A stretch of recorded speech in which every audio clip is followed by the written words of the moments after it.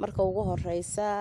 muwaadiniinta Somaliland meel kasto ay joogaan waxaan jecelahay inaan ilaaho maalintan oo maalin qaaliya maalintii aynu xorriyadnimadeena aynu ka qaadanay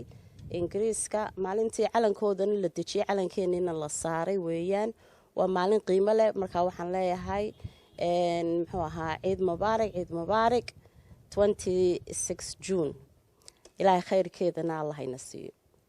waxa cajiib laakiin iyadoo 26 June 1960 ay maanta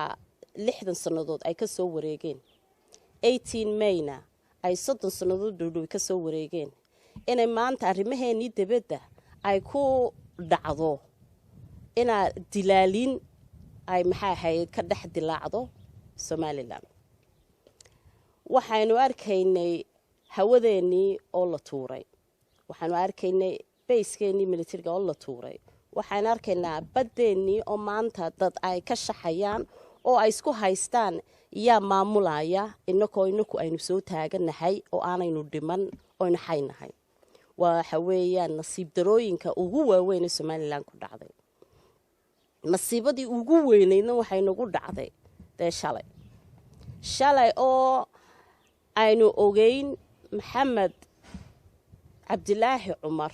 wasiirkeennii hore ee arrimaha dibadda oo anigu sanad iyo bar ka hor aan shir jaraa'id ka qabtay oo nidhi Soomaaliya buu joogaa Soomaaliya hoos fadhiya farmaajo iyo khayr hoos fadhiya haddana ay dhig loo dhigi waayay isagoo waliba kulmiye maxaa haydin siyaasiyiintoodii ugu waaweynaa ee golahooda dhexana ku jira dhig alla dhig loo dhigay ma jirto sanad iyo barkaana waynu ogeyn Soomaaliya wuxuu u joogay waxa ahayd isagoo oo rajaynaya inuu arrimaha dibadda loo dhiibo tiina way ka fashilantay waana u shaqayn weyday dabeetana wuxuu qaatay inuu dilaal ka noqdo wada hadaladii Soomaaliya Somaliland marka wada hadallo ay laba dawladood doonayeen inay wada gasho sida protocolka lagu yaqaano waxa weeyaan inay qolada Soomaaliya iyo qolada Somaliland ay labadooda wasiir ee arrimaha dibadda ay wada hadlaan waxa lagu heshiiyaa halkeebaynu horta wada hadallada ku qabanaa waayo waa laba dawladood oo wada hadlayo waa inay horta marka hore masabka ay ku wada hadlayaan inay ku horta ku heshiiyaan talabaad waxa lagu heshiiyaa yaa inooga qayb galaya ma madaxweynihiina ka qayb galaya madaxweynahayaga ma wasiirkayaga iyo wasiirkiina ma agaasimihiina iyo agaasimahayaga ma waaxeedkiina iyo waaxeedkayaga waa waxyaha loo baahan yahay horta ina marka hore laga sii wada hadlo laakiin marka aad dilaal tahay ee aad dilaalaysid sida maanta inooga muuqata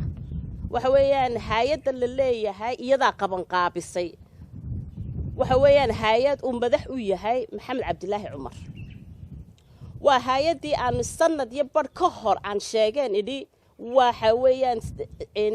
hay'adaasi waxay doonaysaa inay dilaasho maxaa ahayd wada hadaladii Soomaaliya Somaliland ee dhig loo dhigi waayay maanta isagoo oo aan cid alle cid wax ka soo dhameeyay aanay jirin laakiin mashruucan uu noqday mashruuc uu wasiirkeena arrimaha dibadda iyo ambassador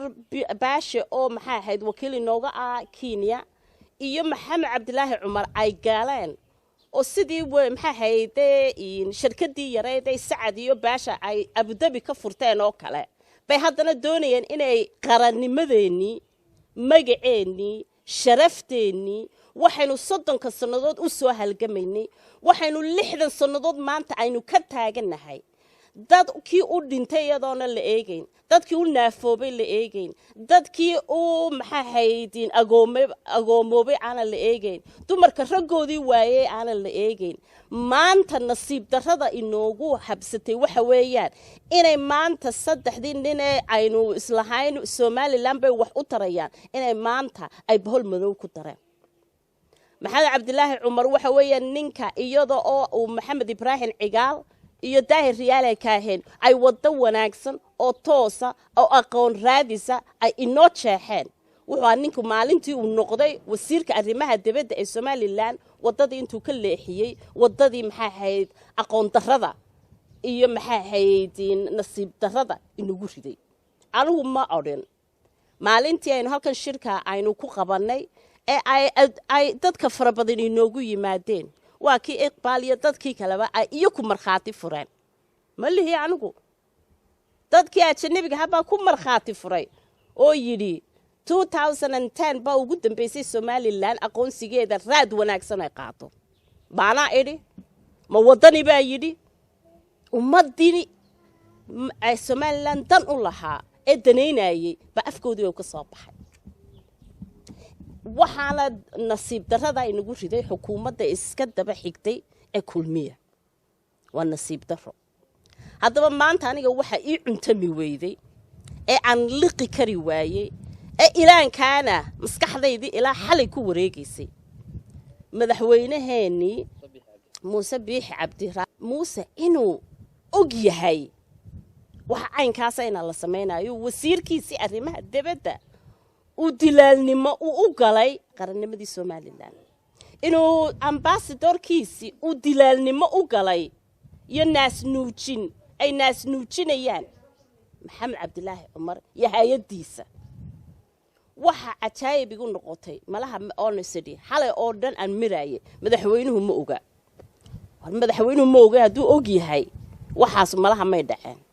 laakiin waxaasoo dhanba barbar u ridaya maantaba wuu og yahay bal tallaabadu maanta uu ka qaado labadaa nin ee maanta qarannimadii Somaliland bohol ku riday bal tallaabadu ka qaado baan maanta arki doonaa ama tallaabo hagaagsan bay noqon doontaa waxay u muuqanaysaa in aanu waxba aanu ka ogeyn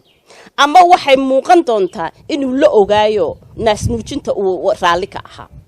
maanta waxay madaxweynaha Somaliland bay u taala bal tallaabadu ku qaadayo tallaabada wanaagsan uu tusi doono Somaliland iyo muwaadiniintooda isagay maanta u taala waxa nasiib darra inagu ah hawadeeni oo aynu cirka aynu u laalnay iyo badeeni oo maanta maxay dad ay isku dilayaan annaka qabsanayna iyo annaka haysanayna iyo annaka madaxu noqonayna inakuna sidii mayd dushiisii lagu maxay shaxaya aynu iska hurudno wax la waxaan qabanayna aanay jirin ونصيب دروينك وجوا وينك وحبستي سوماليلان إن شاء الله بإذن الله كريم إلهي وحن كرهتشيني النصيب درهذا عسيناني صعنو بالعقلي وأذيق دونه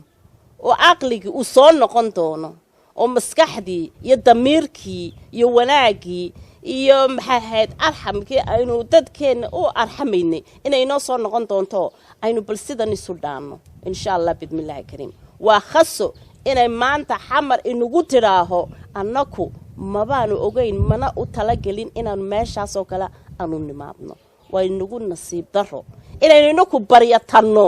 oo maanta wasiirkeeni arrimaha dibadda uu afkiisa uu soo mariyo islaan riyal joogta haday noo yeedho waanu tageynaa uma tageyno adigu kaliga u tag baan ku leenahay faratoon wasiirka arrimaha dibadda Somaliland haday islaan yar oo riyal joogta adiga ku yeedhay ku gacan aadiso adiga oo aan mansabkii maxay Somaliland aan huwaneyn baad ku tagi doontaa laakiin magacayaga sharaftayada dhulka kuma ridi doontid insha Allah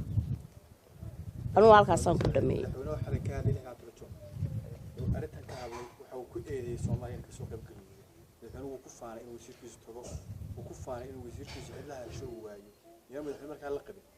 والله هو توان نصيب درين وهبستي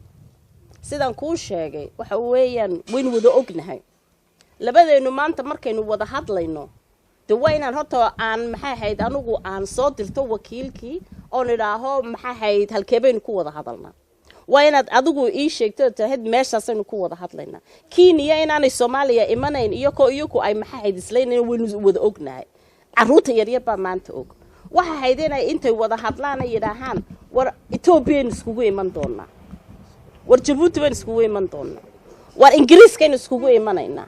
war South Africa iskugu tageeyna laakiin wherever ay iskugu tageeyeen dayaxana ha ahaatee waa inay iyagu horta marka hore ay ka heshiiyaan oo yiraahaan halkaas ay iskugu imanayna ka bacdi waxa weeyaan aqliga saliimka wuxuu noo sheegayaa waxaan isweydiinayna yaa ka qayb galaya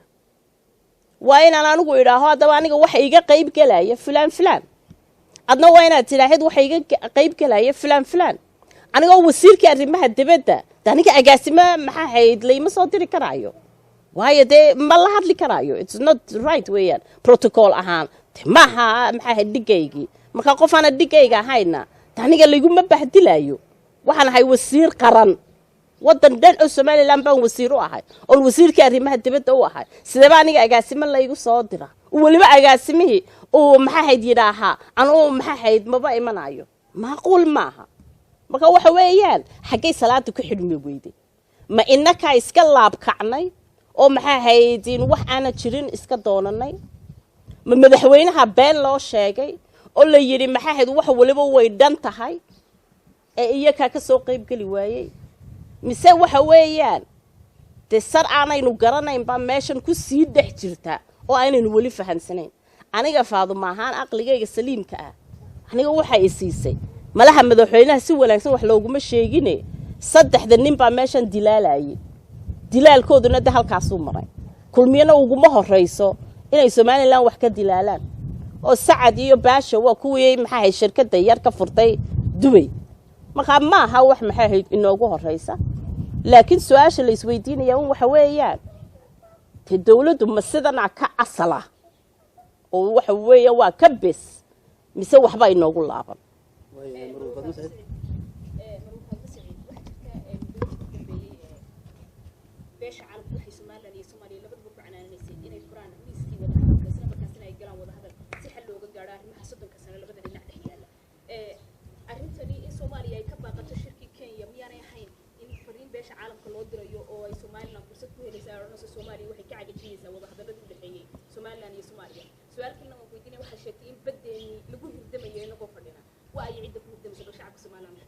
ordo waxa weeyaan maxaa hayd sida aan markii horena aan kuugu sharaxay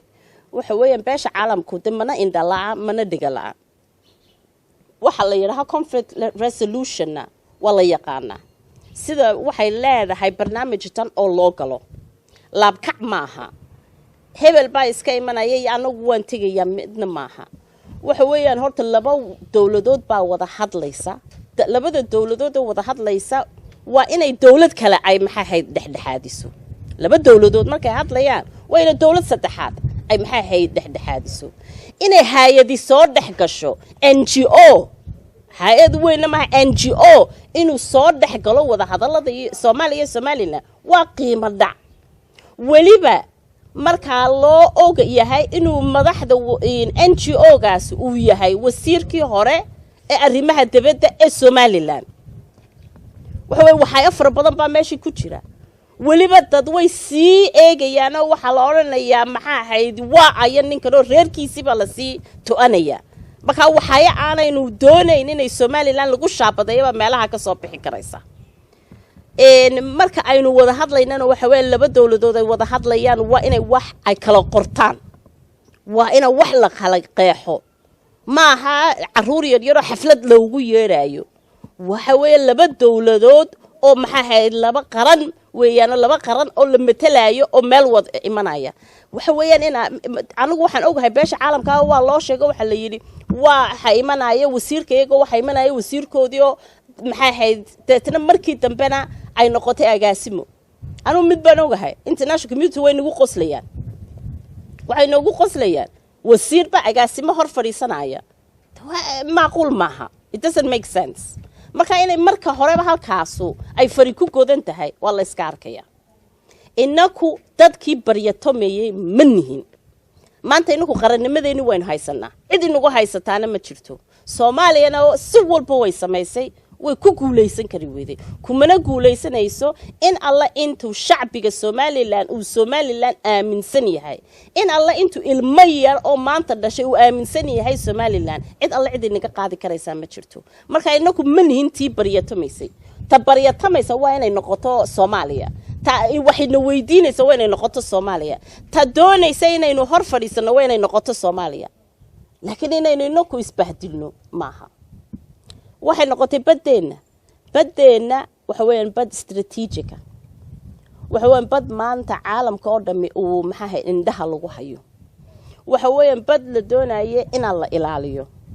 marka ilaaliheedii ay noqoto yaa loo baahan yahay in maxaa miiska ay soo fariisato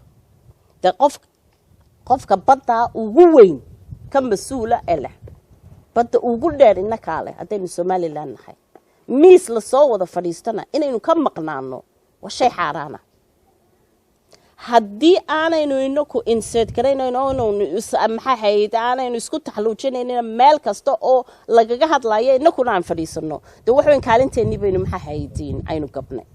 marka anugu wax kale ma lihiyo waxaan leeyahay waa la maxaa hayd waxa la doonayaa badda inay dad fara badan ilaashadaan waxa la doonaya in military loo sameeyo badeed in loo sameeyo inaynu ka maqnaanona maaha dad aan lahayn badina inay maanta soo haweysato maaha yahay mowqifka rasmiga ah xisbiga mucaaradka wadani ka aaminsan yahay wada hadal xilligan dhexmara Soomaaliland iyo Soomaaliya anagu hadaan nahay xisbiga wadani waxaanu aaminsanahay inay muhiim tahay horta in la wada hadlo waxa la yiri xooluhuna urtay isku afkartaan dadkuna hadalkay isku afkartaan in la wada hadlo oo aynu oodaheeni kala gurano oo sidii aynu kala guranayna aynu ka heshiino waxa weeyaan mid aynu haddaanu wadani nahay aanu diyaar u nahay ina maxaa la wada hadlo diyaar baan u nahay ina meeqam wanaagsan la iskugu yimaadana diyaar baan u nahay haddii aanu ka qayb galaynana diyaar baan u nahay qarannimada Soomaaliland wixii geedi socodkeedii hagaajinaya ba annagu waxaan u nahay diyaar